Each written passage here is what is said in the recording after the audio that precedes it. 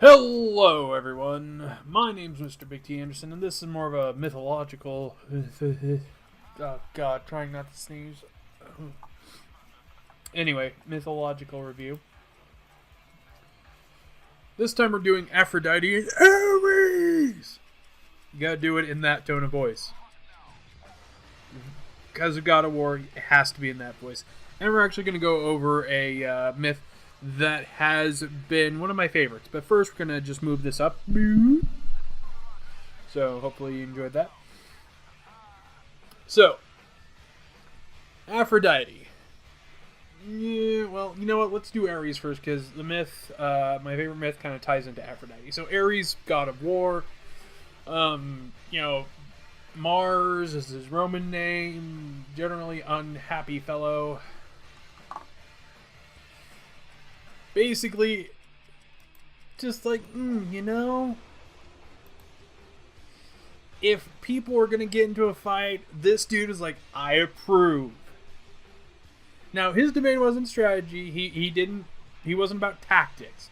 He wasn't about archery or no, he was up in your face punching lights out. That was Ares. So, if you ever saw someone get into a complete brawl, fist to fist, face to face, that would be the kind of guy.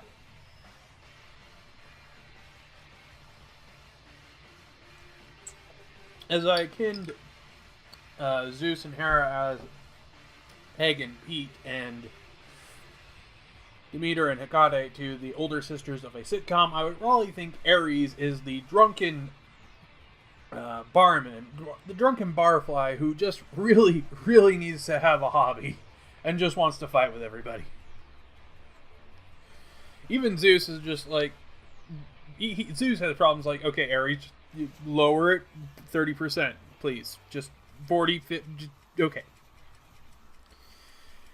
If he finds himself in a battlefield, he jumps right in. That's pretty much how he works. Mortal men usually fear him. Yeah. Pretty much.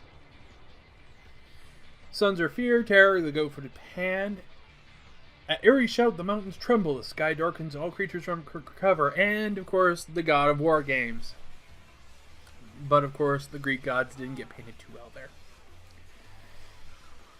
Now, Ares, Hera is his mother.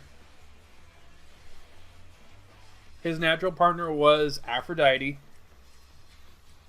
Now, if you go into things, and this is actually something of each god has their own elements.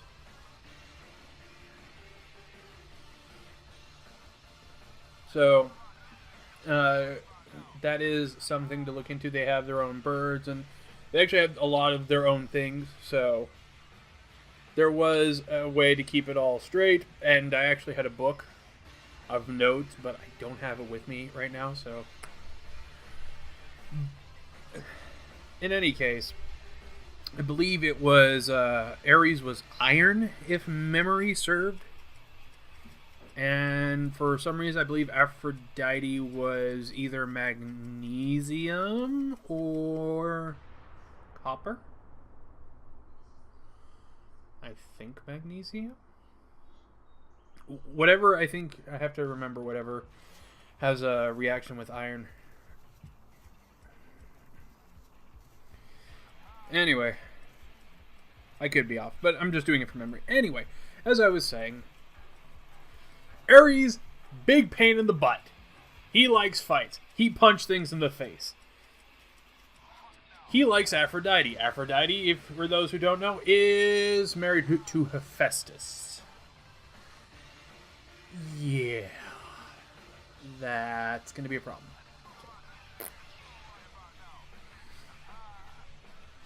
Hephaestus, yeah, there's a bit of a triangle there. For those, we'll get to Hephaestus later, but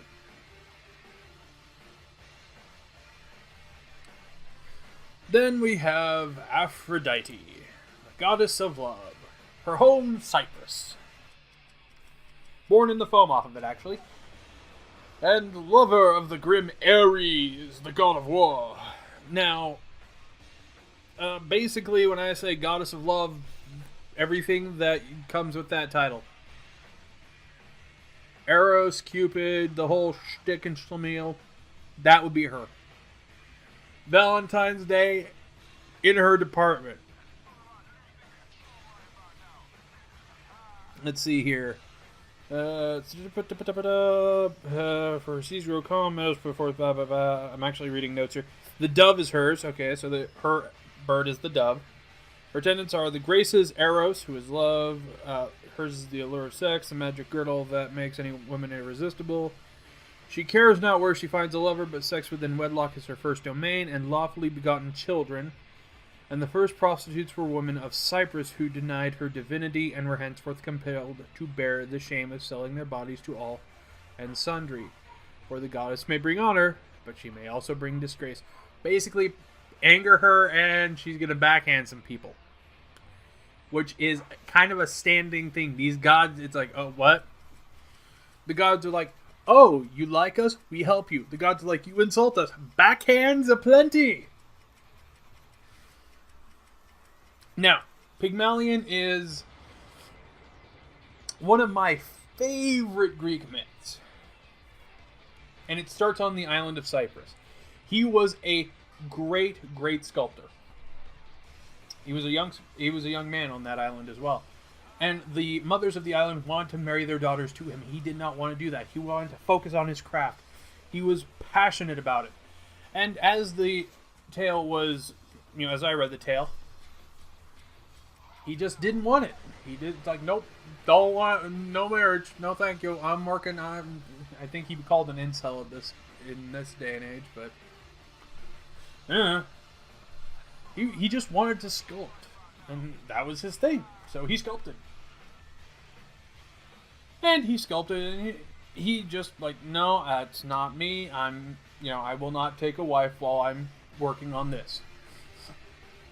Because he felt that if he took a wife, they would try to change him, and he didn't want to change from the passion of his craft. So, and as people tried to show themselves into his life, he was found to be correct. Trying to clean up his workshop, which, when anyone who knows artists, if you clean up their workshop and without them knowing, that is like the number one way to anger them. Like, what? Anger intensifying. Just don't. Ask them, because I've had people like, oh, I organized your papers and I have to find them and it takes me 3 days. Just don't. Please don't. Anyway. But Pygmalion, those mothers, they decided to go, we need to bring in some heavier firepower. So they went to Aphrodite's shrine and they're like, Aphrodite, we need some help here. We don't care who he marries, but we're on your island. You're the goddess of love. He's got to marry someone. I mean, this is kind of a slap in the face, don't you think? And Aphrodite's like, I don't know, but I guess I can talk to him. So, Aphrodite came to him in a dream.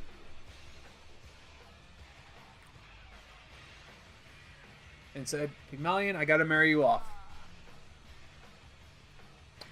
Who do you want to marry? I don't want to marry anybody. I want to work on my sculptures. Oh, I can't do that. And Aphrodite and Pygmalion, they had these talks for a couple nights in the dreams until they finally came to an understanding. Pygmalion said, okay, I understand. You want me to get married, but I can marry anyone. That is correct.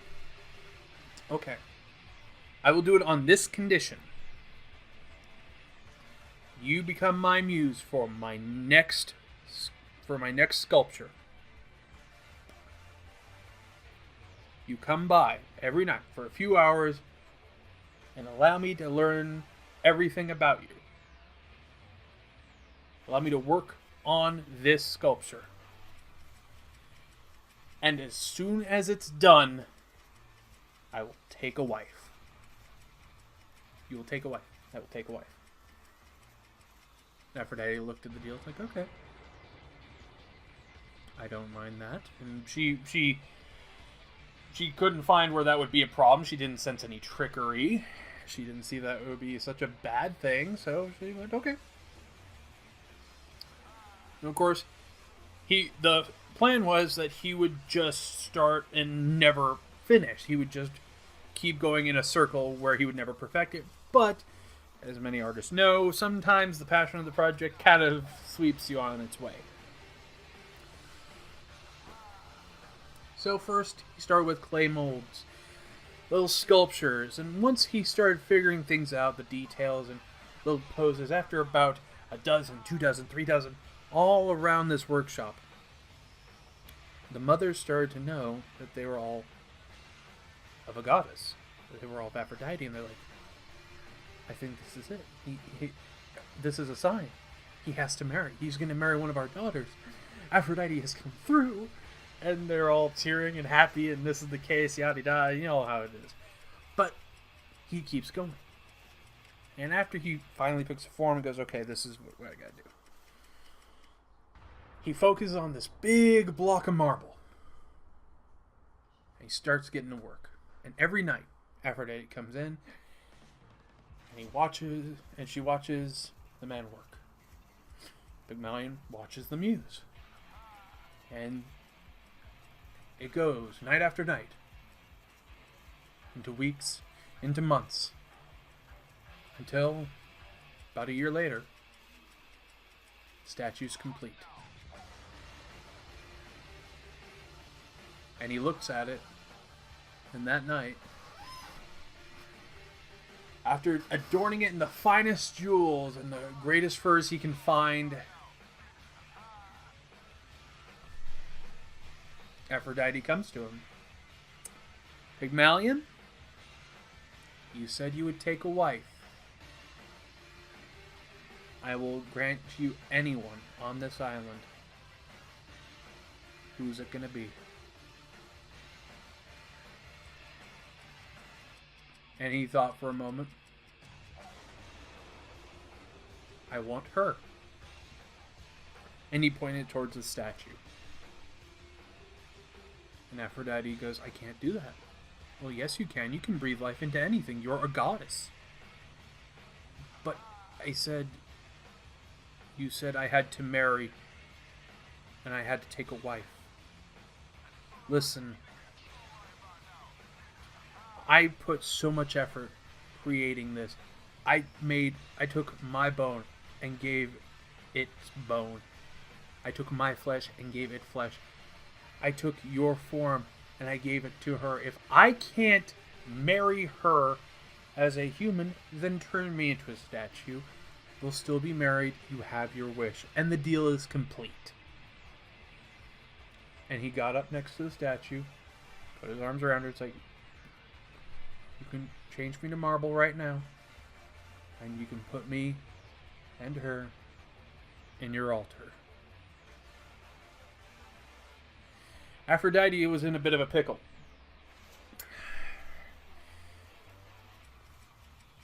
She did say all he had to do was take a wife. She did say anyone. And if she had to be honest, Aphrodite was actually a little bit impressed. Even in just marble, the visage of her made a man love her. She was charmed. It was a story of romance worthy of the goddess of love. So she decided, all right, Pygmalion, stand, put your arms around her. He took a breath.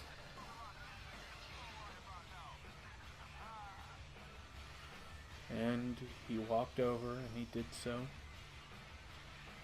Unsure of what was going to happen. And Aphrodite gave the spark of life into Galatea.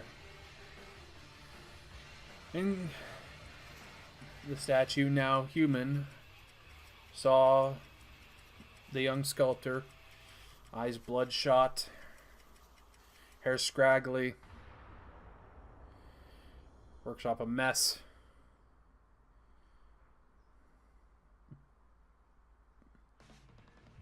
And just smiled and said, "Now, dear husband, it's my turn to work on you."